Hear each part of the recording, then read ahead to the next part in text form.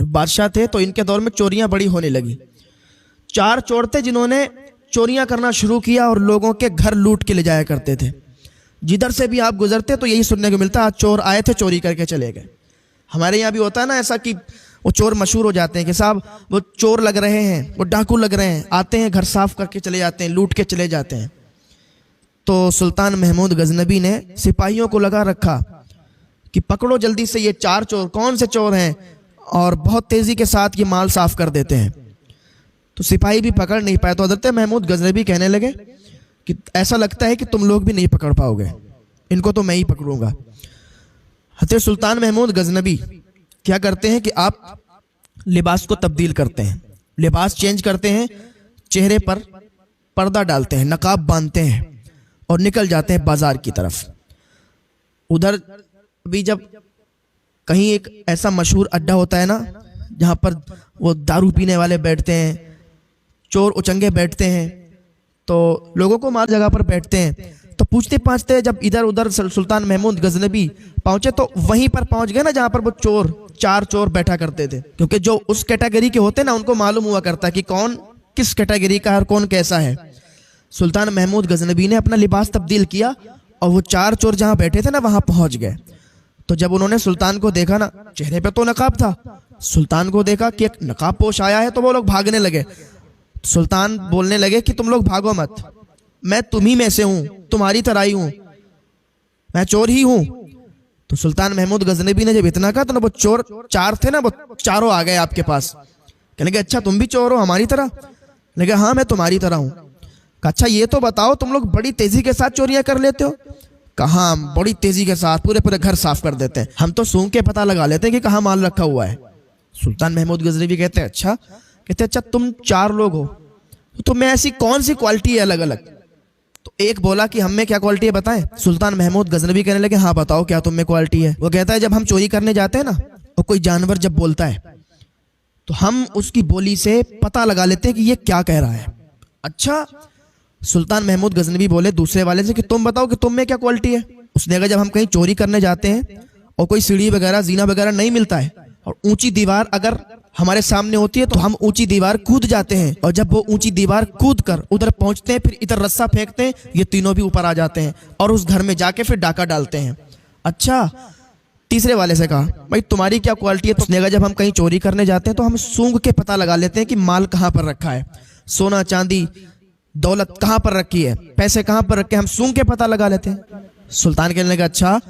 چوتھے والے سے پوچھنے لگے تمہاری کیا کوالٹی ہے؟ اس نے کہا کہ میں نقاب والے کو اگر دیکھوں تو دن میں پہچان لیتا ہوں, میں اگر کسی انسان کو ایک بار دیکھ لیتا ہوں تو میں دن میں پہچان لیتا ہوں. اچھا. وہ چاروں کہنے لگے اب آپ بتاؤ آپ کی کیا کوالٹی ہے؟ تو سلطان کہنے لگے ہماری یہ کوالٹی ہے کہ اگر کوئی پھانسی پر چڑھتا ہے نا تو میں اس کو بھی بچا لیتا ہوں. تو یہ چاروں مذاق سمجھے, اچھا مذاق کرتے ہو. چلو. سلطان محمود غزنوی کہتے ہیں چلو ایسا کرتے ہیں, اب تم لوگوں نے ڈاکہ ڈالا, تم نے چوریاں کی, بڑے بڑے گھر لوٹے, ٹھیک ہے اپنی جگہ, لیکن کوئی ایسا ہاتھ مارو کہ ساری زندگی بیٹھ کے کھاؤ. کا پھر مشورہ دو کیا کریں. کا سنو سلطان محمود غزنوی کے ہاں محل میں ڈاکہ ڈالو. کہتا میں کیا بات کرتے ہو, بادشاہ پھانسی پر چڑھوا دے گا. سلطان محمود غزنوی لباس کو تبدیل کیے بیٹھے ہیں اور خود کہہ رہے ہیں کہ سلطان محمود غزنوی کے ہاں تم ڈاکہ ڈالو, ان کے محل میں ڈاکہ ڈالو تو بڑا جب مال ہاتھ لگے گا تو زندگی بھر بیٹھ کے کھائیں گے. تو ایک نے کہا کہ بات تو صحیح کہتے ہو, ہم لوگ چھوٹی موٹی چوریاں کرتے ہیں, گھروں کو لوٹتے ہیں, یار ہمارے پاس اتنا مال نہیں بچ پاتا ہے. بات تمہاری ٹھیک ہے لیکن ہم اس کے گھر جائیں گے کیسے؟ کب وہ میں تمہیں بتا دوں گا. ٹھیک ہے. یہ 4 لوگ تھے. اب 5ویں کون تھے؟ سلطان محمود غزنوی. اب 5 لوگ انہوں نے پلان بنایا اور 5 لوگ محل میں رات کے ٹائم ڈاکہ ڈالنے کے لیے گھسے. دیوار کود کر, وہ جو دیوار کودنے میں ماہر تھا نا وہ دیوار کود کر گیا, رسا ڈالا. یہ 4 لوگ اور 5 لوگ اندر داخل ہوئے. سلطان محمود غزنوی بھی ان کے ساتھ میں, کیونکہ یہ پتہ لگانے کے لیے گئے تھے نا, کوئی پتہ نہیں لگا پا رہا تھا کہ چوری کون کرتا ہے. سلطان ساتھ میں. اب سلطان محمود غزنوی کیا کرتے ہیں کہ یہ سب اندر چلے گئے. انہوں نے مال, اب جو اس کی خصلت تھی کہ وہ سونگ کر پتہ لگا لیتا, انہوں نے جب پتہ لگایا کہ مال فلاں جگہ پر ہے, مال کو لیا. مال کو لینے کے بعد ایک صندوق میں بھرا. اور وہیں پر تقسیم کرنے لگے. تو سلطان کہنے لگے کہ یہاں پر تقسیم کرو گے نا, بادشاہ آ گیا تو تمہیں پھانسی پر چڑھا دے گا, سپاہی آ گئے پکڑ کر مار دیں گے. تو کہا پھر کیا کریں؟ کہا چلو ایک جگہ پر دور چلو, مال کو گاڑ دو, کیونکہ سپاہیوں کو اگر بھنک بھی لگ گئی اور ایک بھی چیز اگر پتہ چل جاتی ہے نا تو پھر سپاہی اس سے ہی ڈھونڈ لیتے ہیں. کہا یار تم پہنچے ہوئے آدمی ہو, تم بات صحیح کہتے ہو. وہ وہیں سے رات ہی میں نکلے اور مال ایک جگہ پر چھپا دیا. اب تم لوگ اپنے اپنے گھر چلے جاؤ, میں اپنے گھر جاتا ہوں. سلطان نے ان چاروں کو اپنے اپنے گھر بھجوا دیا اور سلطان کیا محل میں آ گئے, لباس تبدیل کیا. صبح کو سپاہیوں کو حکم دیا کہ ان چاروں کو اٹھا لاؤ, فلاں فلاں جگہ پر ملیں گے. سپاہی گئے, ان چاروں کو اٹھا کے لائے.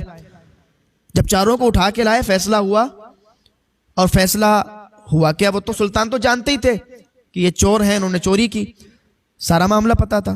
فیصلہ ہو گیا, پھانسی کا حکم ہو گیا. ٹھیک ہے, پھانسی پر چڑھنے کے لیے تیار. سلطان محمود غزنوی فرمانے لگے جب یہ پھانسی پر چڑھائے جائیں تو مجھے بلا لینا. ٹھیک ہے.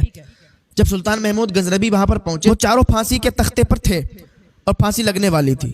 سلطان محمود غزنوی نے کہا ہاں بھائی اب بتاؤ کیا ہوا. تو وہ چاروں سلطان محمود غزنوی سے معافی طلب کرنے لگے, کہنے مجھے معاف کر دو, ہم نے غلطی کی. تو سلطان محمود غزنوی نے فرمایا تو مجھے جانتے ہو کہ حضور آپ کا نام تو سنا ہے, آپ بادشاہ ہیں, آپ اگر حکم فرمائیں گے تو ہم لوگ معاف کر دیے جائیں گے. سلطان محمود غزنوی نے فرمایا ذرا سوچو میں نے کیا کہا تھا کہ میں اگر اپنی داڑھی ہلاؤں گا نا, اپنی زبان سے ایک بول دوں گا تو تمہاری پھانسی رک جائے گی. تم نے مذاق سمجھا تھا. میں نے کہا تھا میں پھانسی سے بھی اتروا سکتا ہوں. جب اتنا سنا کہا ارے آپ تھے وہ, کہا میں ہی تھا. انہوں نے کہا حضور اب تو معاف فرما دیجئے, آج کے بعد کبھی چوری نہیں کریں گے.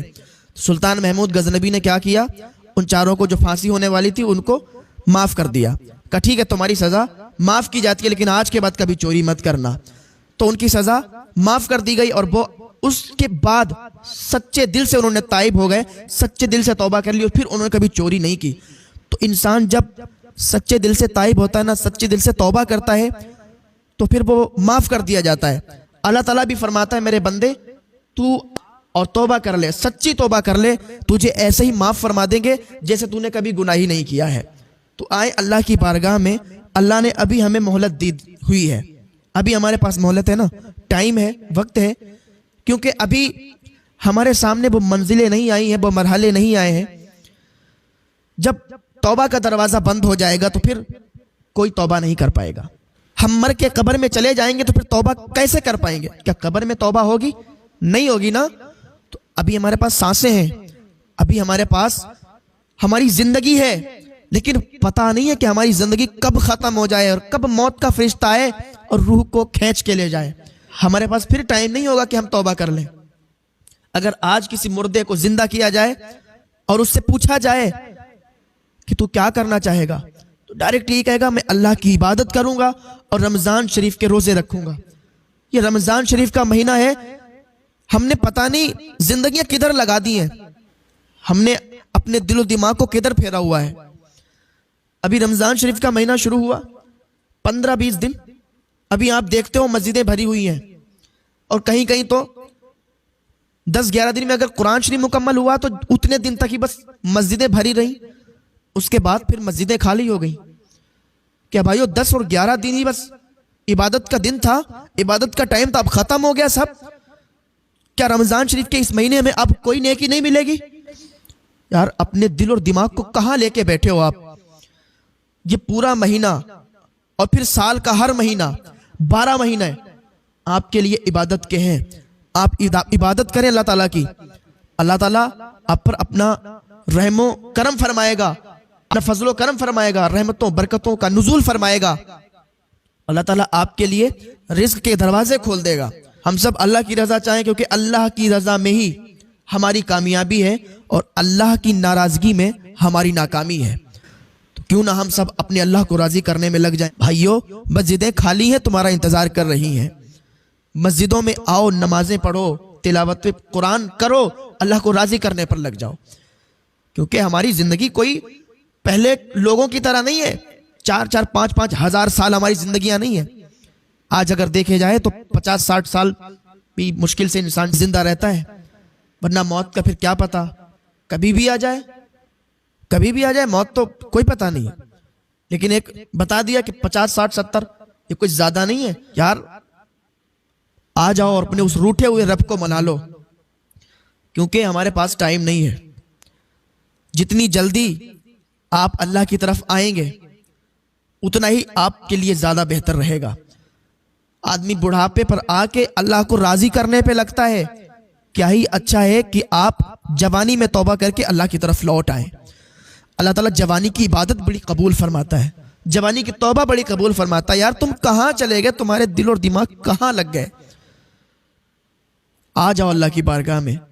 اللہ تعالیٰ کی یاد میں ایک نکلا ہوا آنسو اللہ کی بارگاہ میں بڑی اہمیت رکھتا ہے.